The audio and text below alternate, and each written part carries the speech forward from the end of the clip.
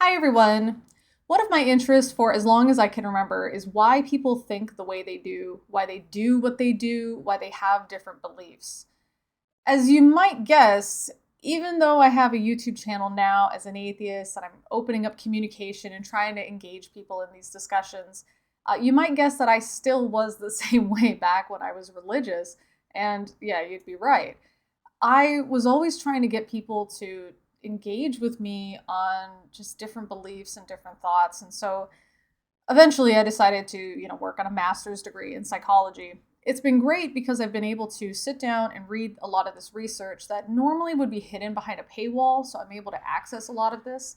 And I've also just had a reason to sit down and focus on one topic. One of the topics that I chose was conspiracy theories and why people believe in them. And I want to share it with you guys because I'm sure every one of us has encountered a person who believes in conspiracy theories at least once in our lives, especially on the internet. And one thing that I keep noticing is the negative response to people who believe in conspiracy theories. There's a difference between trying to explain why what somebody says doesn't make sense or it doesn't seem reasonable to you. But it's another thing to say that the person is just too stupid, uneducated, or even saying they're mentally ill or schizophrenic in particular. This doesn't really help anybody. I think the whole point of understanding conspiracy theories is why we believe in them. And then, if there's a problem, is there any way to deal with it? So let's see what the research says. As a teacher, my most natural form is going to be presenting things with slides. So let's go ahead and get started on conspiracy mindset. You do not have to look at the video. So if you're the type of person that turns on a video and just has it play while you're doing errands or taking care of household chores, don't worry, I got you covered. So the first thing we want to do is explain what is a conspiracy theory. According to Brotherton and French, we can kind of boil it down to this idea of a belief that there's influential individuals plotting against you. They're secretly orchestrating sinister plots to accomplish one type of goal. And so when we talk about conspiracy theories for the rest of this video, that's what we're going to be talking about. Something I really want to emphasize is that according to Dyrendal et al., this type of belief or this desire to believe in conspiracy theories is typical of human psychology. This is why it stays in our culture. This is why with social media it exploded. This is why it happens. People just have this natural, innate desire to believe in some cases.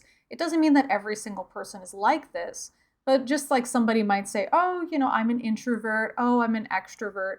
It just seems to be a variant of us. This is just a variant of humans that some people just tend to believe in conspiracies.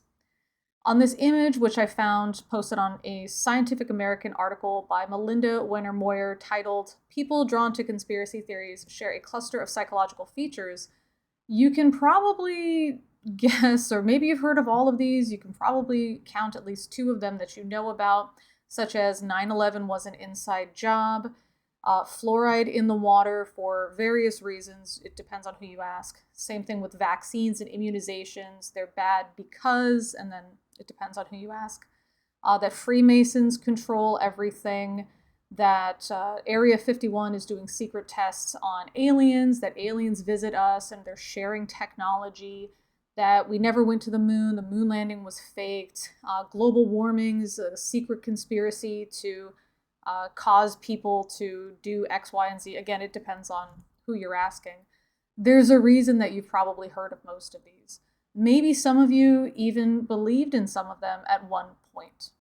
The thing that we also have to remember is sometimes there really is a conspiracy. That's part of why these beliefs stay, because we saw it happen before. What's to say it's not happening again right now? So one example that I've seen just around the internet is when people talk about Project MK Ultra as a reason that they think vaccines are another type of government test on the public. They say they want to see how we're going to react. They're putting stuff in there to control our mind. They're trying to do depopulation. They're trying to see who doesn't take the vaccine so that way they can be targeted. There's a lot of ideas that float around that. And when asked what makes you think this, I have seen people say, we've already seen it happen with Project MK Ultra. You think the government wouldn't do it again? In other cases, like the Tuskegee syphilis experiment, African American men were denied treatment that was available just so the researchers could monitor the natural progression of syphilis in the human body. There was treatment available, they were denied that, and they were also told that they were being tested for something else. They were never told they were infected with syphilis. And so then when HIV ended up becoming or hitting the scene in the 1980s, there was a lot of that idea as well. There's certain groups that seem to get HIV and develop that into AIDS more than other groups. Is this another experiment that's being run on the public? As a result, according to Mishkushkova and Patev, that you can see on the slide, and all of these, by the way, you can read. There'll be a link to the research articles that I've put together or collected. One of the big problems with this is it made people believe there was no way to prevent HIV. If the powers that be decide to infect my community with HIV, there's nothing I can do.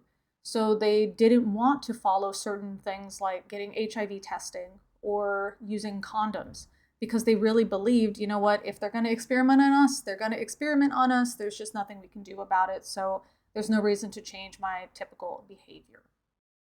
All right, so people just kind of believe in conspiracy theories. That's just a thing that people do, right, as part of human psychology. But is there anything that could kind of tip me off that maybe I might be more likely to believe a conspiracy theory or somebody else might be more likely to believe a conspiracy theory?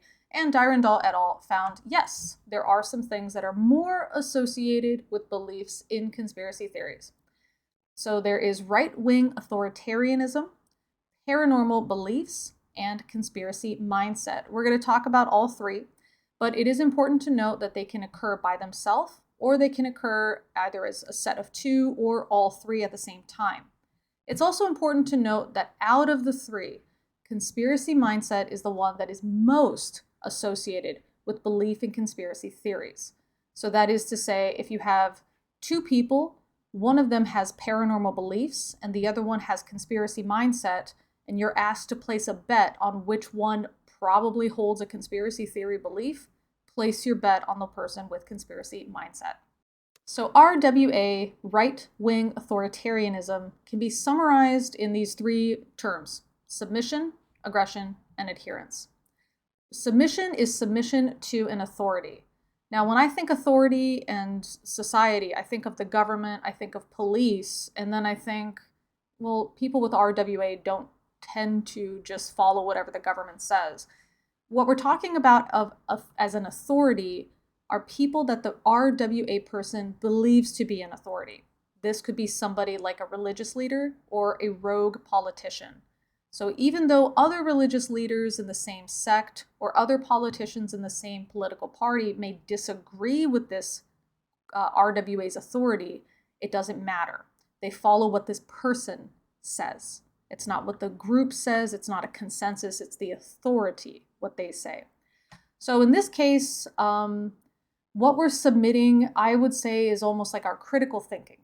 This would mean that the person may be reasonable in every other situation, but when the authority says X, the person believes X. If somebody else points out that X is not true, they're not going to believe it because they've already believed X. They don't look it up. They don't do any thinking outside of that. They just accept that X is true. When we're talking about aggression, we don't mean day-to-day aggression. These aren't people that are going to beat up their family members. These are not people that are going to get into a fight at a restaurant. Aggression here is supported with a promotion of their political beliefs or their personal beliefs, whether they feel that they're threatened or whether they feel that they really have to get pushed into legislation. So that's when aggression will happen. This aggression can be a threat.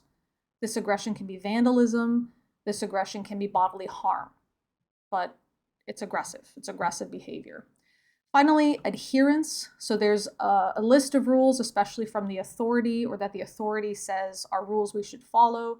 Typically, these are going to be more conservative, older types of views. We don't want to challenge tradition.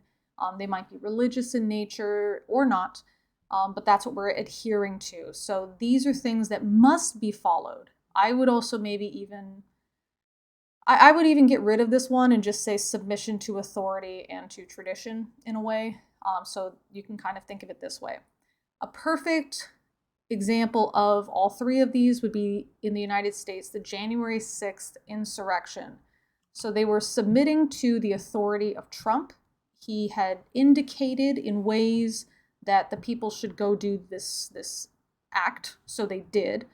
The aggression that happened was definitely vandalism. This was aggressively pushing their way into a building where they weren't, they were being told not to go, going into other places, threatening, demanding certain people be let out to them. So this is an aggressive behavior. And this is, again, adherence to a set of beliefs that maybe were not true. So it's a case of, I said that I won the election. If we're going to follow the Constitution, that's the tradition that they're upholding, then you guys need to go attack this building and threaten the government workers there. So this would be really a good example of RWA. PB in our video is going to be about paranormal beliefs, not peanut butter. So this is basically a type of magical thinking. We're talking about a thinking that doesn't follow the laws of physics. We're talking about a thinking that doesn't have any real solid support from the scientific community. And again, it tends to work with things like dimensional shifting or life after death, ghosts, angels, miracles. Those kinds of things would fall under magical thinking. So things that sort of suspend the laws of physics, that would be magical thinking. Please do not confuse this with schizophrenia. And it can overlap with some of the diagnostic criteria of schizotypal personality disorder, but it's not required. I really want to just be very clear about this because I've seen so many people talk about, quote, religion as a mental illness. That's completely inappropriate. First of all, it's not true. And second of all, they're using it as an insult. That, haha, people that believe in religion, their brains are defective, they got brain worms, they're mentally ill, that kind of insult. People that have mental illness have mental illness. They're not defective in the sense of they're unable to think. They can think logically, they can think reasonably, they can hold a job. It's a type of disability. You can think of it that way. Just like you wouldn't make fun of somebody for not being able to walk, you shouldn't be making fun of somebody for having schizophrenia. There are ways that people with schizophrenia have to manage their life that it's different from schizotypal personality disorder, and it's 100% different from just having magical thinking. Somebody who believes that saying a prayer is going to cure them of cancer, that would be an example of magical thinking. That doesn't mean the person has all the other traits of schizophrenia or has schizotypal personality disorder traits as well. It doesn't mean the person needs the same type of medication or treatment as somebody with schizophrenia. This is just somebody who has magical thinking. We talked about it actually in a previous video I did about children naturally believing in magical thinking. So this idea that things are done for their benefit or people can fly or those types of things. Again, this seems to be just something pretty common for humans. It just seems to be a thing that we believe in sometimes. So for the last one, conspiracy mindset, we're going to call CM for the rest of this video. We can think about it in three ways. The first one is propensity to connect disparate topics or events. The second one is heuristics are greater than contemplation or algorithmic thinking. And the last one is that we're predisposed to be thinking in the big picture kind of way if you have CM. So for the first one, it's pretty, I would say, self-explanatory, this idea that you're likely to connect two or more topics or events to put together a conspiracy, even though the events have nothing in common. A really good way to rephrase this would be there's no such thing as a coincidence to somebody who has CM. I'll give you a very recent example I found just on the internet. I heard somebody or saw somebody claim that the Johnny Depp Amber Heard trial was so over publicized and happened at a certain time because the Ghislaine Maxwell trial was going on, and I don't know who they are, but they wanted to hide it or cover it up that it was going on. So they had this big high profile case, super publicized. I was really confused by this because I was following the Ghislaine Maxwell updates for the trial on the BBC News. So I mentioned to the person, what are you talking about? Of course, this was publicized by news outlets. What do you mean? But this type of thinking is just how the person with CM will think that it's not that these two trials are happening at the same time because that's when they're being processed.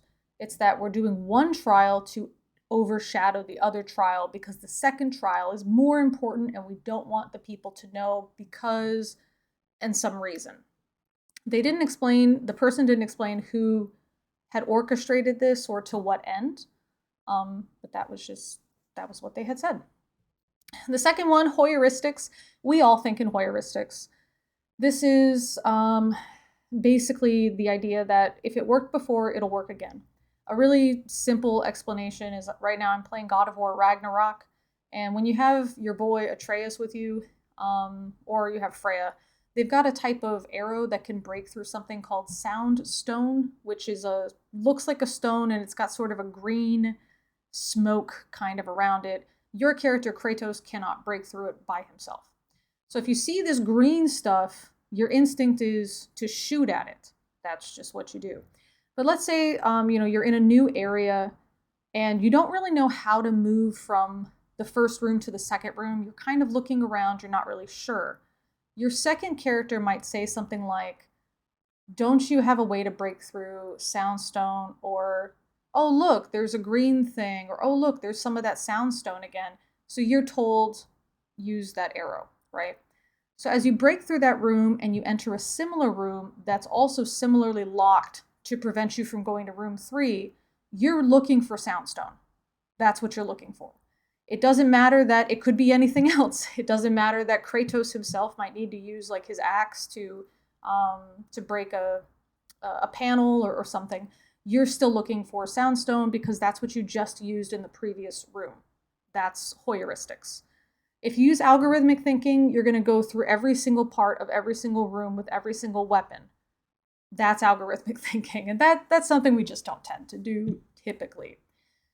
So we all use Hoyeristics. The difference with somebody who has conspiracy mindset is that person values Hoyeristics over contemplation or something that they don't fully understand, like certain types of mathematics they don't fully understand. A really perfect example of this for conspiracies is the flat earth conspiracy, because they say, when I go outside, I don't see a curve. How can people tell me there's a curve? And that's one thing that is interesting to me about the flat earth claim. They say, it's not the shape of the earth that matters. It's the fact that they, I guess the government, they are lying to us to try to get us to doubt our senses. So this would definitely be something where Hoyeristics, it's more important to them than algorithmic thinking or thinking about it, understanding what's going on, even if it seems counterintuitive or totally new from something that you guys had encountered before. So this last one is really interesting because I think culturally when we say, think of the big picture, we're asking people to think ahead. We're asking people to consider more moving parts. And, when you associate this with something that's conspiracy mindset and we're thinking about conspiracy theories in more of a negative way that we don't want to believe in conspiracy theories, you might wonder, well, I'm a person that sees stuff in the big picture. Does that mean that I have conspiracy mindset? Not necessarily. So what we're talking about here is the way that this research was done was really interesting. It had to do with people that had paranormal beliefs and CM versus people that didn't. And they were shown these pictures of scenes, and they were really, really blurred out. And as they were shown more pictures, it was the picture becoming more and more in focus. And the researcher wanted to know, are they going to assume an agent? Are they going to assume an object? Whatever. The person that didn't have CM would try to figure out pieces of what was going on. So, for example, this wasn't one of the images, but for example, let's say I have an image of a house. Next to the house, there's a forest, and in front of the house, there's a cat and a dog and a child playing in front of the house. So if we blur that up a lot, it's going to be difficult to figure out what's going on in this picture. And as it slowly starts to come into focus, for me, I've got 5 cats. I might zoom in mentally, like, oh, there looks like something looks like a cat here. So I'm going to figure out this piece. I might not recognize there's a dog next to the cat. I might not recognize there's a house or trees. I'm going to zoom in on the cat. For somebody that has conspiracy mindset, they're still going to try to figure out the whole picture at the same time. How is this blur connected to this blur connected to this blur? Which, that is what conspiracy theory is, right? This propensity to connect topics. In this case, it is an image. It's probably cohesive. It's reasonable to expect that the things in the image are going to be related to each other, even if it's just for the sake of it being an image, that it's together, it's a collage, whatever. But really, the propensity to connect disparate thoughts is your predisposition to think in a big picture way, isn't it? So if you're the type of person that thinks in a big picture way, just be aware that, you might start thinking in ways that may lend themselves to believing in conspiracy theories. And that's part of the reason I wanted to make this video as well. Just to, let people know that even if they have any of these traits, this doesn't mean that you're unable to control your thoughts and that you are going to believe in any conspiracy that shows up. It's just that these are aspects of a person. These are personality variants, and sometimes they come together a certain way to create a conspiracy belief. As I was putting my paper together, I was having a little trouble not only keeping these ideas straight, but also just what would this look like in real life? So I put together this Venn diagram. I hope it helps you guys.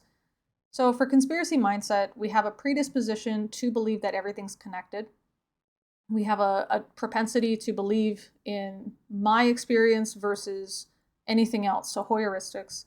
And because of all of this, we jump to very biased conclusions. That's a big one. It's a biased conclusion. It's based on my personal experience, and it's based on my predisposition to assume that 2 totally different events are connected. For RWA, the right-wing authoritarianism, we tend to distrust all other authorities except for the 1 or 2 authorities that we do submit to. So keep in mind that overall we're distrusting authority except for certain authorities. And because of this, we tend to justify our disregard for laws if you have this RWA. So what I mean by this would be something like, if I believe that the government should not tell me what to do, I'm not going to wear my seatbelt because I don't feel like wearing my seatbelt. Maybe it's uncomfortable right now, and I don't think the government has the right to tell me what to do. If I get pulled over by a police officer, I may get into an argument, I may get into a fight, I may just accept the ticket but then throw it away, I may rip up the ticket in front of the police officer. And I think I'm completely justified in this because I disagree fundamentally with the law, so I'm not going to follow the law. And this is also related to having high or low sense of self-efficacy. You can have either one. Self-efficacy is basically the belief that you have some kind of say in what goes on in your life. You're not just a person that life happens to. You have the ability to kind of like a free will ability. You believe that you're able to make changes that are good for yourself, whatever you think is good. If I have a high sense of self-efficacy, there's Rottweiler and I forget who else, but it's in that list of authors. Rottweiler found that people who are they have a higher sense of self-efficacy and RWA, these are the people that are more likely to be aggressive because they believe their actions are going to have desired outcomes. People that have a lower sense of self-efficacy, these are people that have RWA but might verbalize their anger towards other people, but they're not going to be physically aggressive. They may threaten aggression, but they're not going to follow through on it, that kind of thing. Finally is PB, the paranormal beliefs. This is magical thinking, belief in the supernatural, and this is the one with commonalities of schizotypal personality disorder, but it doesn't have to be schizotypal personality disorder. When we think about magical thinking, again, we're talking about stuff that doesn't follow with like the law, what we understand of the laws of physics. So again, it's this idea of I can pray and my cancer magically disappears, that kind of thing. So what happens if they exist together? If I have something like paranormal beliefs and conspiracy mindset, and we're all talking about this is all against the government. The government is run by a secret satanic cabal. That might be my thinking. So it's a conspiracy, they're working together, and it's supernatural, it's magical, the secret satanic cabal.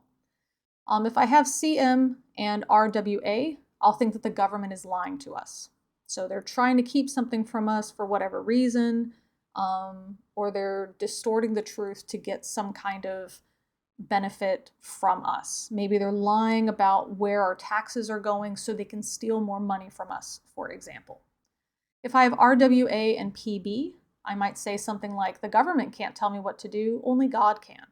So the RWA, there's that distrust for typical authority, but a submission to one authority, in this case God, and then a belief in a God, a belief in the supernatural, so that's the PB.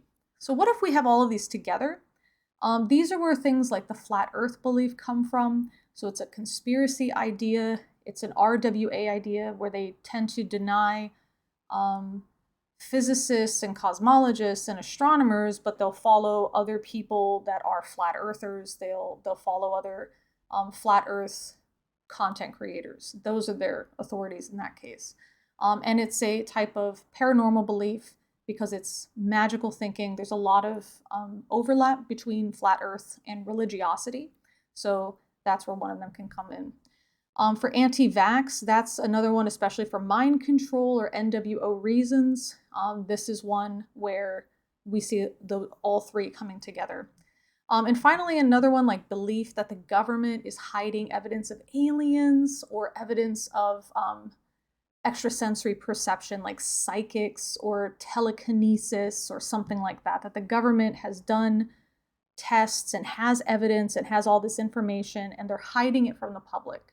So this would be an example of magical thinking that isn't religious. So just wanted to throw that one in there. The most common reply I get when I tell people that I'm getting my master's in psychology is they'll say something like, oh, that must be so great. You must have such a great relationship with everyone and know why you do what you do, so you don't have any emotional outbursts. They think that if you study psychology, then you just suddenly become like the ideal human, right? You have the correct amount of emotion and the correct amount of logic because you can just control everything. And I always just laugh and say, no, that's the hard part about studying psychology is you know what's going on and that's as far as you get. So I'm sure this happens in the medical like physiology sciences as well, that you're just kind of stuck with one of two outcomes. Number one, the research tells us that it happens. That's it. We might know the mechanism. That's it. That's as far as we've gotten. So there's really no good treatment for it, and the best treatment that we might have still isn't very good.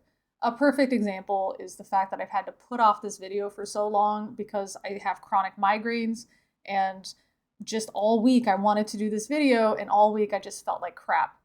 Anytime you tell your coworkers about it, because they'll ask, they can see that you feel terrible. They say, oh my gosh, that sounds awful. You should go see a doctor. And I always ask, for what? I'm going to go sit in an ER for 5 hours because I don't have an appointment. I'm going to go get called finally because I'm not an emergency. So finally, I'm going to get seen. And the doctor's just going to say, oh, migraine? Yeah, it do be like that sometimes, and send me on my way with some medication that might not even help. It sucks. They just exist. So in some cases, we have that. We've got problems that we document. The end. That's it. It's very. I laugh because it's frustrating. I'm not laughing because it's a good situation.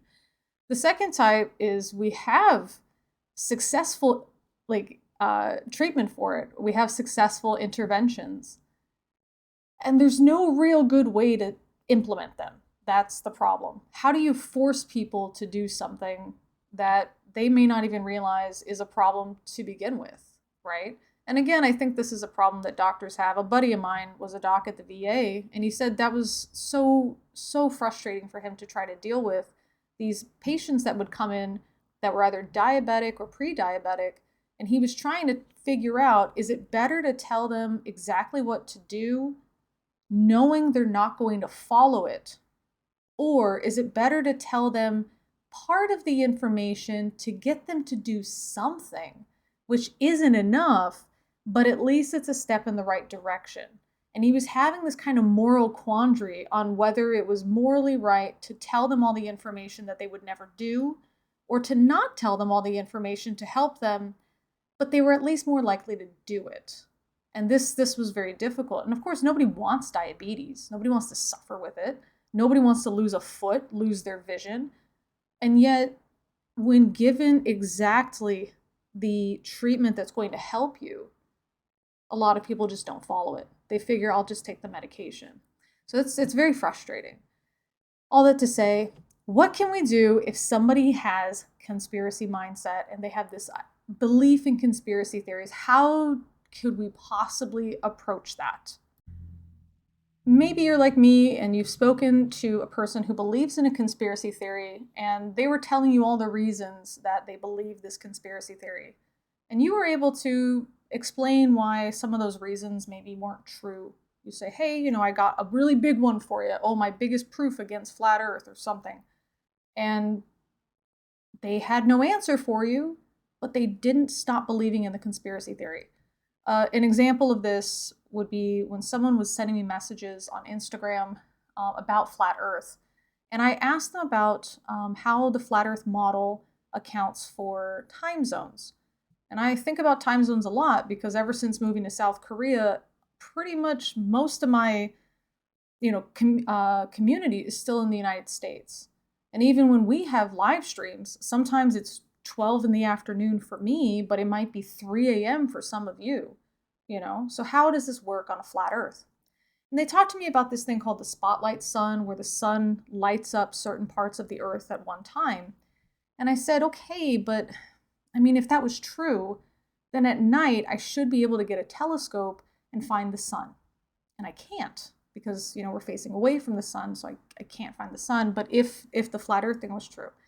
And instead of replying to it, they just insulted me and continued to post more stuff about the flat earth. And I thought, that was kind of a slam dunk, that's kind of a nail in the coffin. We're over, obviously this time zone thing, which we can see totally is real, absolutely 100% doesn't work on the flat earth model. Why are you still believing in the flat earth? That's what I was thinking. The reason for that is because I poked a hole in one thing they believed in, not the whole flat earth narrative. Their belief in the flat earth did not hinge on time zones being explained on the flat earth model. It includes all sorts of stuff about schools being a method of indoctrination to create corporate drones. So me talking about, okay, well, what about time zones? That doesn't do anything to address what they actually care about. It doesn't do anything to address the heuristics part of when I step outside, the earth is still flat. I don't see a curve. It doesn't address any of that. It doesn't address the idea that there's people in government that are trying to trick me to make me rethink what I can see, hear, feel, touch, that kind of thing, to make me just believe whatever. It doesn't address any of that. So what we need is something called a counter narrative. This works sometimes. There was a study I read, which isn't here, and unfortunately I just couldn't find it again. I tried so hard to find it for this paper, I just couldn't. But it was about people in nursing who were anti-vaxxers. They were anti-vax nurses. COVID-19 happened, and they did not want to be vaccinated. They still wanted to be nurses and help people. You know, this wasn't some malicious or type of thing. They were still promoting public health as nurses, but they just didn't want to get vaccinated for whatever reason. So what they had done was they collected a bunch of accounts of people who had really negative interactions with the virus. So it was stuff like parents that died, children that got really sick and then got long COVID from that, things of that nature. In reading these emotional narratives, this convinced some of the nurses to get vaccinated against COVID-19. So creating this counter narrative where you identify with the person in the narrative, that's one aspect of it. The other aspect is not to provide a bunch of scientific jargon. It's not like the nurses couldn't understand medical science if they included it. It's just these beliefs are not held for scientific reasons. They're not going to be dispelled with scientific reasons, typically. The other type of intervention that can happen is to increase your sense of self-efficacy. This is for stuff especially like the HIV thing I mentioned earlier. Now, this sounds pretty straightforward, right? Get tested, wear a condom. That's kind of, you know, that's what you can do to help prevent the spread of HIV. You have the ability to do that, right? The problem is you have to convince the person that this is actually doable in order to achieve such a goal. Like, you can convince somebody that, yes, you can go to the doctor's office and get a test. Yes, you can go buy a pack of condoms. You can convince them of that, but why should they do it? This is where it becomes difficult because remember, the people that in that study, they believe they were being targeted as a community with HIV, just like the Tuskegee syphilis experiment victims. That's what they believe. So in order to address any of this, you have to send in professionals to community centers, schools, and other places, and open up these public meetings to address what happened with the Tuskegee syphilis experiment, to explain why it's wrong, why it won't happen again, and to accept all kinds of questions, including really aggressive language. And that's to be expected. I mean, after all, these are groups of people that believe that they're being unfairly targeted to suffer and die because the government felt like doing an experiment against their will, without their consent.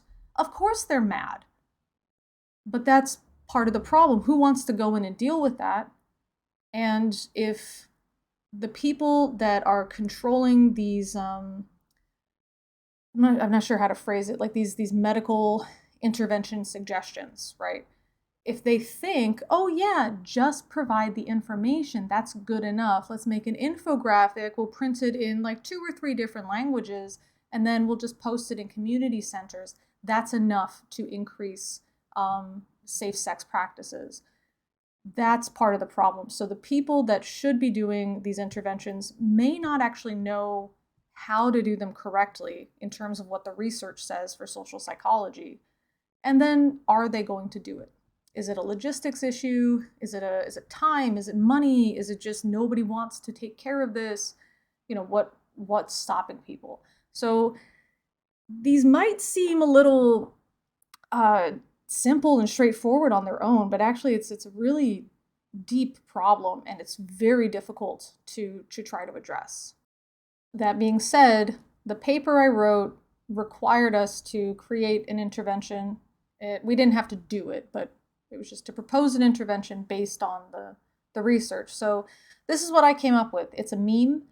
It's one of the 4-panel memes. It's easily exploitable, especially with the the last two panels, and it sort of resembles loss. So all of this was done on purpose, and I had to really show my professor that I'm a loser meme lord with all of these meme references and citations. So exciting. Anyway, the first panel says, as a parent, I'm always asking myself if I'm doing the right thing for my child. The second panel is the person looking at a phone saying, there's so much conflicting information online. The third panel, it's just the phone, zoomed in, and it says like vaccines, blah, blah, blah, blah, blah, air pollution, da, da, da, da, da, dairy-free, da, da, da, da, da, 5G, blah, blah, blah, blah, blah. And the panel says, some of this sounds right. And then in the fourth panel, it's like her silhouette looking at a child sleeping, and she's thinking, is there any evidence? And the panel below, or below the image, it says, but how can I know if they're right? So basically, it's challenging the idea of just believing something that sounds right. That's what it's challenging. On purpose, there is no recommendation. Please make sure to use a reputable source, such as cdc.gov. That's not there. This was designed to be posted, and that's it. The whole idea was just, it's going to be discussed in the comment section. That's it. That's the point. You know, the problem with these really deeply held presuppositions, you're challenging how people see the world. And for you to say something like, your religion doesn't exist, that's why all your ideas are dumb, that doesn't work. You know what I mean? That doesn't help us get any closer to agreeing with each other. So instead of challenging anybody, instead of making recommendations and telling people what to do, this just basically has the person pause for a second, hopefully, and ask themselves, well, how do I know this is right? It sounds right, but is it right?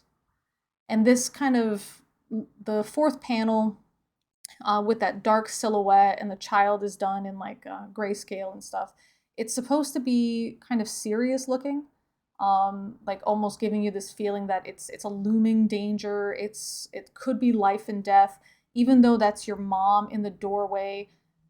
It also gives that fearful feeling that it could be a stranger coming to harm your child.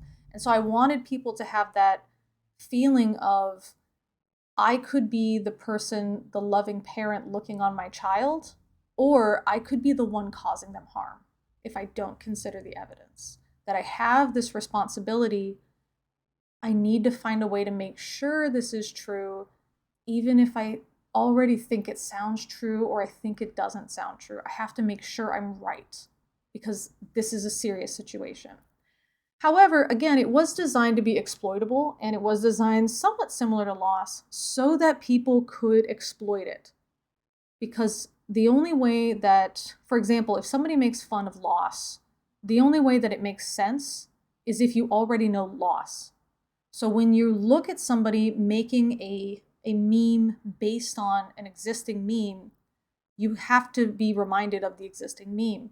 So that's the idea here, is that every time somebody would make fun of this or turn it into something else or turn it into something for their belief specifically, the only way it would make sense is if you knew the original, and you would be reminded of the original subconsciously. You would be reminded of the original every time you saw something making fun of it.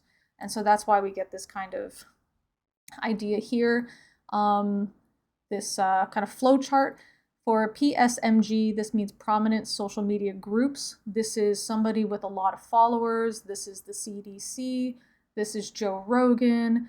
These are prominent social media groups. And the point is that they're shared everywhere, regardless of what the people actually believe, regardless of what kind of political slant, religious slant, whatever. So this should be shared on various platforms. That's the idea. So we share the meme on prominent social media groups. Then the meme is shared by others. And then eventually we recognize the visual parts of the meme. So then we can make modifications to it, others are encouraged to therefore modify and continue sharing. And so now the meme language components are recognized. So it's not just the image, but also the language components. This would mean that the last part, is there any evidence? This is something that a person can say to pretty much anything they're challenging, right? If somebody says X, you can just say, is there any evidence? So this would give people sort of a phrase to kind of fall back on naturally. It becomes part of the cultural talk. And that was my proposed intervention. I did send this to the CDC. I didn't see them use it, but I was just like, by the way, if you guys want to see if this works, this is my suggestion. So I don't know. If you guys want to share it, cool, you know. But that's yeah, that's it. If you do want to share it, you can find it in the Google Docs list with the references and stuff. That's also where this Google Slides is as well. You know, and the whole idea would just be to share it without commentary, or share it and put something like, what do you think? Don't attempt to lead people down one way or give your answer. The whole point is the open discussion so that people can go back and forth with, but how do I know it's true? How do you know that's true? Well, I like to use this website. Okay, but how do you know that person is right? That's the whole point. Anyway, that's what I thought. You know, we have sort of a narrative here. This is a counter narrative. We kind of identify with this character, not necessarily because you care about the character. It's just, you know, she's only there a little bit. You don't even know her name. But most people are worried about, you know, most parents are worried about the health of their kids, right? They want to do the right thing, but nobody is capable of knowing everything, right? There's no one parent that's like an expert in psychology and human biology and mold recognition, you know, stuff like that. You need other help. But if there's so many things to sift through, how do I sift through it? And that's kind of what I came up with. To summarize, belief in conspiracy theories is just one variation of human psychology. It is often related to right-wing authoritarianism, paranormal beliefs, and/or conspiracy mindset. Conspiracy mindset is the inclination to link events, even if the events are unrelated, and it is the tendency to default to your own personal experiences rather than statistics, experimental results, or other data. Because it's essentially an individual's worldview, it is very difficult to unlearn the conspiracy belief. Simply providing counter evidence is not enough. The entire worldview has to be challenged, but challenged in such a way as to not cause the individual to become defensive. Now you can probably see why it's so difficult to unlearn conspiracy beliefs. With that being said, I want to thank you very much for joining me with this video, even if you were just here to check out the summary. I always appreciate when you guys give me some of your time. I feel very honored. If you have any questions or comments, feel free to post it in the comments section below. And if you want to contact me outside of YouTube, you can do so by contacting me on Twitter, Instagram, or Discord, and those links are in the pinned comment below. Also in the pinned comment are different ways to support what I do, such as with Patreon, where you get access to things like live streams and other updates for as little as $1 a month. Or if you would just want to do a one-time donation, there's a link for Buy Me a Coffee as well in the pinned comment below. But as always, guys, thanks for listening.